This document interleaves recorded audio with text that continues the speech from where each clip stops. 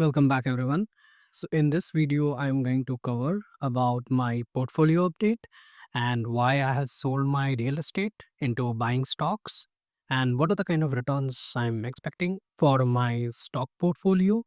I'm going to also show like what is the flow chart I am following to buy or not buy real estate. So a lot to cover on this video. Let's get started. So here's my portfolio, which you can see. And this is primarily the US stock portfolio, one of the US stock portfolio. In my previous video, I have shown another stock portfolio where you can get this link here. So about this portfolio, as you can see, like there are like four stocks here primarily, and I have a gain of around 17% in USD terms. But this is actually not my legit gains because I have sold some stocks and the current XIRR is not showing up. So in the next screen, I am going to show you actual gains, what I got, and here's the screen for it.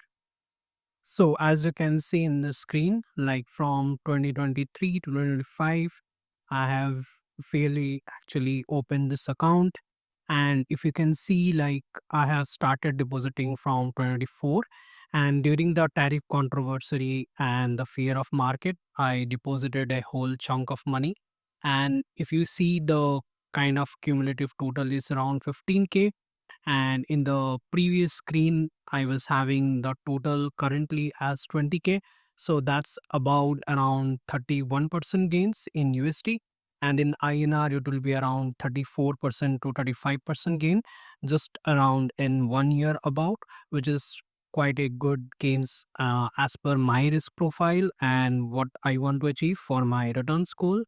So you can see here the 20K part, and there are like few stocks which I'm owning, not much. But obviously I have sold some stock like around 2 months back, and that's why the XIRR is not showing up. Now the question comes like, how did I fund my stock portfolio? As you saw, there are lot many transactions last year. So one thing is like I have sold my real estate. Yes, you heard it right. I have finally decided to sell my real estate, and I actually sold it this year, and I invested a lot of the money in stock market and few cash I am holding in some arbitrage bond and also cash positions. But my plan is to deploy that in stock market. So why did I sold my real estate? Well, I asked Perplexity to kind of give me house prices to income ratio by city, and as you can see, the chart is going extremely high towards in India, right? So basically, all the tier one cities they are actually having a lot of inflated price, I think currently. And what this chart means is basically, suppose in Mumbai, you need at least like 16 years as per your average salary to buy a average house. So that's basically this chart means, and you can see all the cities are covering. And in the next screen I can show you, so this is a report by Magic Bricks, and they are basically telling this that the EMI is to monthly income ratio is also going pretty high. So as you can see, basically this report compares the affordability index kind of per city wise, and green is better. And as you can see, overall, all the Indian cities are mostly into higher end compared to the other parts of the world. So this is a report by Nimbio, a company which basically tells about the prices to income ratio by city. And as you can see, like for Sri Lanka, Colombo, Beijing, the price property price to income ratio is quite high.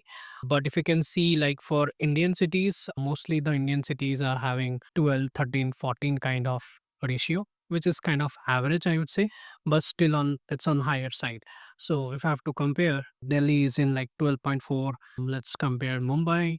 And Mumbai is also kind of 31. It's one of the leading ones. You can see top five. So obviously, I'm not comfortable in holding real estate. Does that mean that real estate will not increase? Absolutely not. I think real estate is going to increase in India sheerly because of population. and demand. But I think as per my profile and my knowledge of stock market, my passion towards stock market, in stock market I can have more outsized return in compared to real estate. And I'm going to show you in the next screen like a flow chart which I follow to determine whether to invest in real estate and stock market and what kind of returns I expect from the real estate and stock market. So this is the flow chart I was talking about, which I basically follow to buy real estate or not. So basically in India or other parts of the world, a lot many people basically buy real estate for investment. And I think that makes sense only if you are very good at picking real estate, you have some experience of being in real estate companies or being broker so that you can have some kind of advantage compared to a average guy into having that knowledge like where to invest, right? So it's a very good flow chart which I kind of follow to kind of cancel out all the noise and biases. Like real estate has given 10x return, right? But I need to show the data which I have and also this flow chart. I think that will help to remove the biases into buying real estate or not. So the first question to ask is, are you under 35? And if the answer is no, then only question which comes is like, is the property for residential purpose? If the property is a residential purpose, absolutely yes, you can buy the real estate only for residential purpose.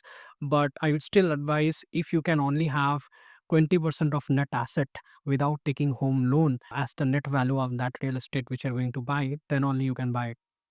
Otherwise I would suggest somebody to earn more money by salary or whatever the business they are doing and focus into gathering more skills and earning more money that way. Else, like if you are under 35, then most likely the answer should be no, you should not buy real estate. Only exception is like if you are associated with real estate industry, you have some experience, you have done deep research on real estate, you are really passionate about, or you are a broker, you are a contractor to real estate, then obviously you have some advantage over a average guy, right? So then it makes sense for you to even buy real estate for a investment purpose rather than a residential purpose. But most of the guys don't fall in this category, right? The people who earn salary, I mean, just a few percentage of people fall in this category. So if you're under 35 and if you are not related to this industry at all, then I think the main thing is like you need to basically avoid purchasing real estate and you need to actually focus into again earning more on your job and earning more on your salary, increasing your skill. So this is the screen where I'm going to show you the data which I was talking about in the previous part. And I will show you like in past, like what kind of returns I have got in my flat. So my flat was, for example, 100 lakhs, which is around 1 CR. And I can expect any standard property in India to have 9% CAGR as flat appreciation, which is kind of very modest expectation. And also I can get a 4% rental yield, which is also pretty kind of higher side, I would say. So that all comes to around 16.5%. So 16.5% is not bad in terms of a return annually because Nifty 50 gives a return of 12.5%. But as I have shown in the previous video, which you can find link here, like I have got a XIRR in the last 50 years for 30%, which is quite significant compared to 16.5%. And if you see basically returns of normal US stocks, that will be around 14% CAGR for US stock. And if you consider basically 3% USD appreciation, that is around 17%, right? 14 plus 3. Because you can see around Nasdaq 5 year CAGR has been 18% in USD term, and that is around 21% in INR terms. Also, you can see here the chart of Nifty is to USD INR is to Nasdaq. And if you can compare basically Nifty returns with two charts, one with direct Nasdaq and one with Nifty USD Nasdaq. So you can see basically in Nifty Nasdaq, it's basically gone down from 3 to 1, which is around a percentage of like 60-70%. But if you compare the same chart in basically Nifty USD terms instead of Nifty INR, so right here, if you compare these two charts, one with Nifty USD in relative to Nasdaq, so then basically the fall is much more. And if you compare Nifty with Nasdaq in INR terms, then the fall is only 67%, as you can see here, the 67% if you compare Nifty with Nasdaq. But if you compare Nifty returns in USD terms with Nasdaq, then the fall is 87%.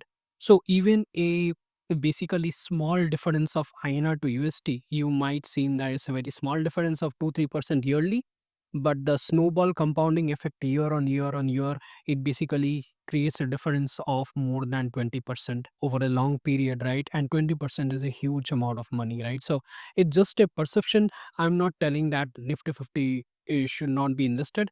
In fact, I am mostly invested in Nifty 50. I'm in Nifty markets, not necessarily Nifty 50. And I'm also invested in Nasdaq market. So I think diversification is the key here actually. So as you can understand, I am a massive bull for stock market, be it in India or US. And I am basically sharing you a article by Zerodha.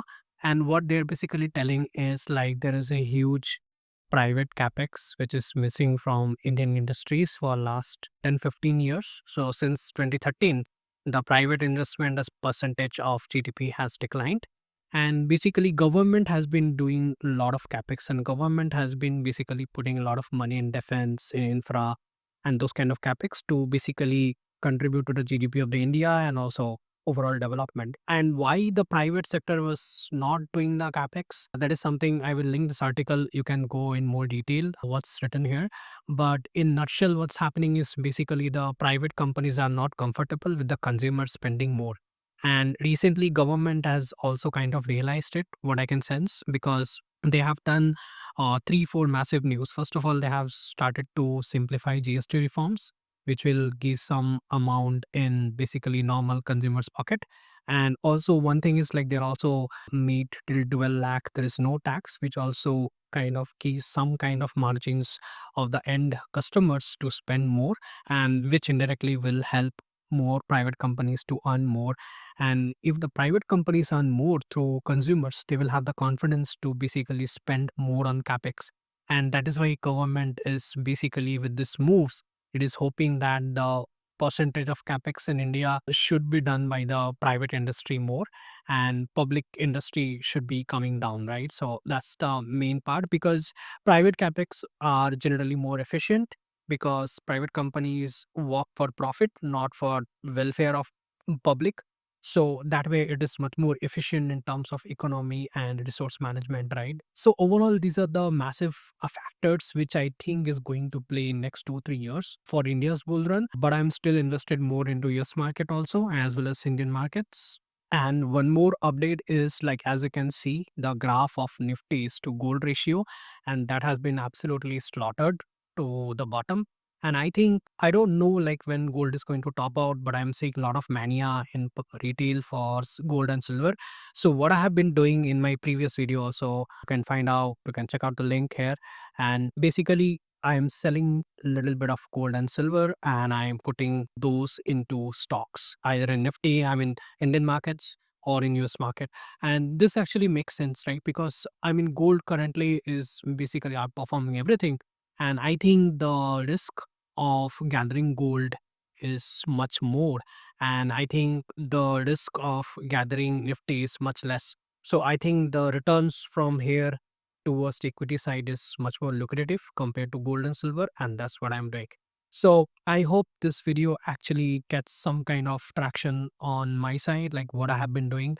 So thank you everyone for sticking to the end of this video. I appreciate all of your feedback, and we will meet again in the next video. Thank you.